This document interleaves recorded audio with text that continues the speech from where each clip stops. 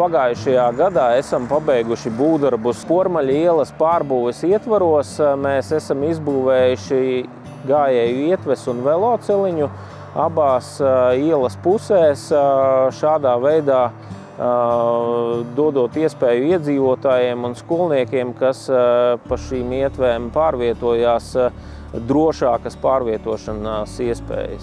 Zīlānu ielas pārbūvi veicot no krustojuma ar Ķieģeļa ielu līdz Mežāras ielai, mēs esam izveidojuši veloceliņu ietvi gandrīz 3 km garumā, kas savieno Jēkabpils pilsētas velo infrastruktūru ar bijušā Krustpils novada laikā izbūvēto velo infrastruktūru no Zīlāniem līdz Jaunajai Moižai. Zīlānu ielas pārbūves darbiem mēs šo infrastruktūru esam savienojuši, tad iedzīvotājiem ir iespēja nokļūt no Jēkabpils līdz pat Jaunās Moižas ciemam Rēzeknes virzienā, nokļūt droši, ejot kājām, braucot ar velosipēdu vai skūteri pārvietojoties. Spunģēnu veloceliņu izbūvējot, Spunģēnu ciemā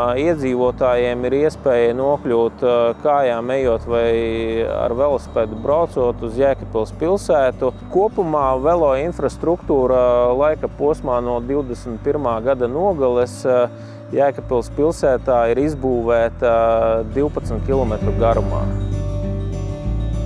Šis veloceliņš jau ir iedzīvotājiem sapnī jau 11 gadu atpakaļ.